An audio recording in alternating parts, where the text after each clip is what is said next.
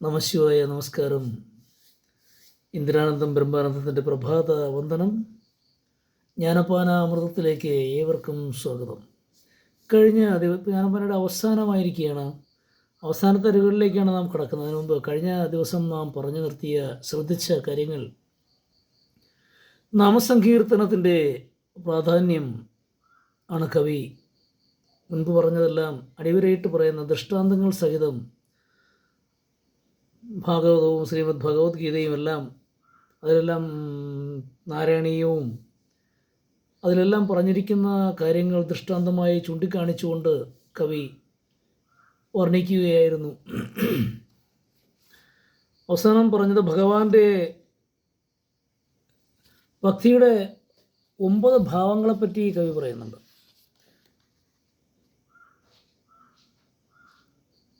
പ്രഹ്ലാദൻ പറയുന്നതിനെ സൂചിപ്പിച്ചുകൊണ്ടാണ് കവി പറയുന്നത്. ഭാഗവതത്തിലെ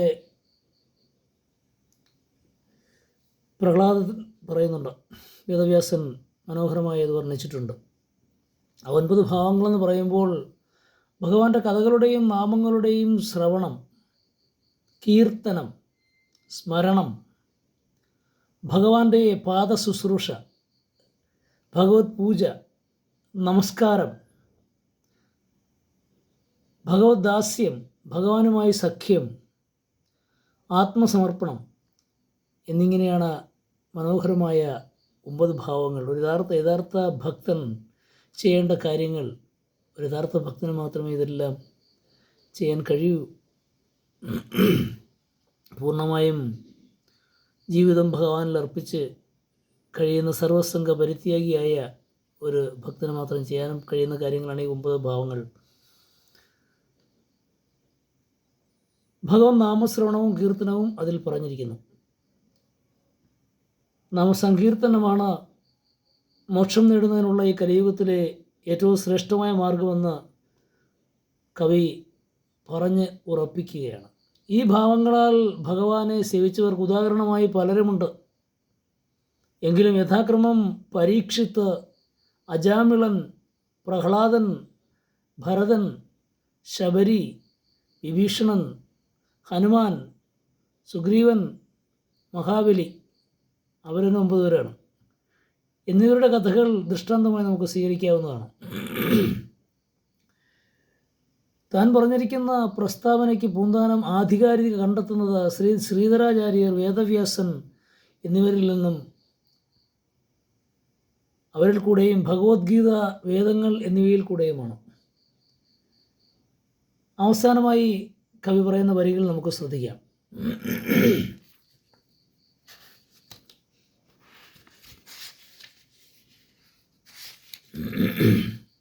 മതിയുണ്ടെങ്കിലൊക്കെ മതിയതു തിരുനാമത്തിൻ മാഹാത്മ്യമാമിതു, പിഴയാകിലും പിഴക്കേടന്നാകിലും തിരുവുള്ളം അരുൾക ഭഗവാനേ. ഈ 4 വരികളോടുകൂടി ജ്ഞാനപ്പാന ഇവിടെ അവസാനിക്കുകയാണ്. ഈ 4 വരികളിൽ പറയുന്നത്, ബുദ്ധിയും മനസ്സും ഉണ്ടെങ്കിൽ ഇത്രയെല്ലാം മനസ്സിലാക്കിയാൽ മതി. ഭഗവാൻ നാമങ്ങളുടെ മഹാത്മ്യമാണ് ഈ പറഞ്ഞതെല്ലാം. ഈ പറഞ്ഞതിൽ എന്തെങ്കിലും തെറ്റുകളും പോരായ്മകളും ഉണ്ടെങ്കിലും എല്ലാം പുറത്ത് എൻ്റെ ഭഗവാനെ തിരുവുള്ളം പ്രസാദിക്കണമേ എന്ന് കവി ഭഗവാനോട് അപേക്ഷിക്കുകയാണ്. മനസ്സ് വെച്ച് ഈ ജ്ഞാനപ്പാന വായിച്ച് അതിലുള്ള സംഗതികൾ പ്രാവർത്തികമാക്കിയാൽ ജന്മസാഫല്യം ലഭിക്കുവാൻ അത് തന്നെ ധാരാളം മതിയാകുമെന്ന് കവി ഉറപ്പിച്ച് ഊന്നി പറയുകയാണ്. അത് നമ്മളോട് പറയുന്നതാണ്, വായിക്കുന്നവനോട്, ഭക്തനോട് പറയുകയാണ്. ഇത്രയെല്ലാം പറഞ്ഞതിൽ തെറ്റുകുറ്റങ്ങൾ ഉണ്ടായേക്കാം, എന്നാൽ ഭഗവാൻ അതെല്ലാം പുറത്ത് അനുഗ്രഹിക്കണം എന്നാണ് പൂന്താനത്തിൻ്റെ പ്രാർത്ഥന. ഭഗവാനോട് പ്രാർത്ഥിക്കുകയാണ്, അപേക്ഷിക്കുകയാണ്. തെറ്റുകുറ്റങ്ങൾ ഉണ്ടായേക്കാമെന്ന് പറയുന്നത് കവിയുടെ വിനയത്തെയാണ് കാണിക്കുന്നത്. ഭഗവാനെ പറയുന്നതിൽ അബദ്ധങ്ങൾ പിണഞ്ഞാലും അത് സജ്ജനങ്ങൾ കാര്യമാക്കാറില്ലെന്നും ഭഗവത് ബന്ധമല്ലാത്ത ഏത് കൃതിയും കാക്ക കുളിക്കുന്ന ചെളിക്കുണ്ടിന് തുല്യമാണെന്നും ഭാഗവതത്തിൽ തന്നെ പറഞ്ഞിട്ടുണ്ട്. ഭഗവത് നാമങ്ങളില്ലാത്ത പറയുന്നതല്ലാത്ത ഏതൊരു കൃതിയും അത് പൂർണ്ണമാവുകയില്ല എന്ന് തന്നെയാണ് കവി പറയുന്നത്. ഏതൊരു വാക്ക് ജഗത്തിനെ മുഴുവൻ പൗത്രീകരിക്കുന്ന ഭഗവാന്റെ പുണ്യ യശസ്സിനെ സ്പർശിക്കുന്നില്ലയോ, ആ വാക്ക് എത്ര തന്നെ മനോഹരമായിരുന്നാലും അത് കഹകുളിക്കുന്ന ജലാശയം, അത് വെറും വാക്കാണ്. പരമഹംസന്മാരാൽ അത് സേവിക്കപ്പെടുന്നില്ല. എവിടെ അച്യുതനായ ഭഗവാന്റെ സാന്നിധ്യമുണ്ടോ അവിടെ സജ്ജനങ്ങൾ രമിക്കുന്നു. ശ്ലോകം പ്രതി അബദ്ധങ്ങൾ ഉണ്ടാകാനും യാതൊരു വാക്കിൽ ഭഗവാന്റെ യശസ്സിനെ വ്യക്തമാക്കുന്ന തിരുനാമങ്ങൾ ഉണ്ടോ, ആ വാക്കിൻ്റെ പ്രയോഗം സർവരുടെയും പാപങ്ങളെ നശിപ്പിക്കുന്നു. സജ്ജനങ്ങൾക്ക് ആ വാക്കിനെ കേൾക്കുകയും ഗാനം ചെയ്യുകയും വർണ്ണിക്കുകയും ചെയ്യാം. അവർ അങ്ങനെ ചെയ്യുന്നു.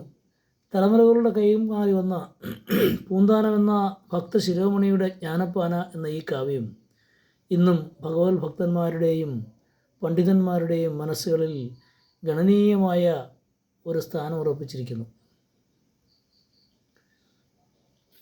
ജ്ഞാനപ്പാനാമൃതം ഇവിടെ അവസാനിക്കുന്നു. ജ്ഞാനപ്പാന നമ്മൾ ശ്രദ്ധിച്ച പ്രക്രിയയ്ക്ക് ജ്ഞാനപ്പാന അമൃതം എന്ന് പേരിട്ടു. എൻ്റെ ഗുരുനാഥൻ നിർദ്ദേശിച്ച പേരാണത്. ജ്ഞാനപ്പാന ഇവിടെ അവസാനിക്കുന്നു. നിങ്ങൾ ഇപ്പോൾ കവി പറഞ്ഞതുപോലെ പഠിക്കുക, വായിക്കുക, മനസ്സിലാക്കുക, ഭഗവാനെ അടുത്തറിയുക, മാനസിക ഉല്ലാസം കണ്ടെത്തുക, വിഷമതകളിൽ നിന്നും മോചനം നേടുക. ഏവർക്കും നല്ലൊരു ശുഭദിനം ആശംസിക്കുന്നു. അടുത്ത ദിവസം മുതൽ നമുക്ക് ഭഗവത്ഗീത പഠിക്കാം, ശ്രദ്ധിക്കാം, അതിന് ശ്രമിക്കാം. അതിനായി ഭഗവാൻ ഏവർക്കും, നിങ്ങൾക്കും എനിക്കും എല്ലാം ആയുരാരോഗ്യ സൗഖ്യം നേരട്ടെ എന്ന് പ്രാർത്ഥിക്കുന്നു. നല്ല നല്ല ദിവസങ്ങൾ ലഭിക്കട്ടെ എന്ന് പ്രാർത്ഥിക്കുന്നു. ഭഗവാൻ നാമങ്ങൾ എപ്പോഴും ഉരുവിടാനും പ്രാർത്ഥിക്കാനുള്ള അവസരം ഉണ്ടാകട്ടെ എന്ന് പ്രാർത്ഥിക്കുന്നു. ഒരു പാതാരബന്ധങ്ങളിൽ സമർപ്പിക്കുന്നു. നമസ്കാരം. ശുഭസുദിനം.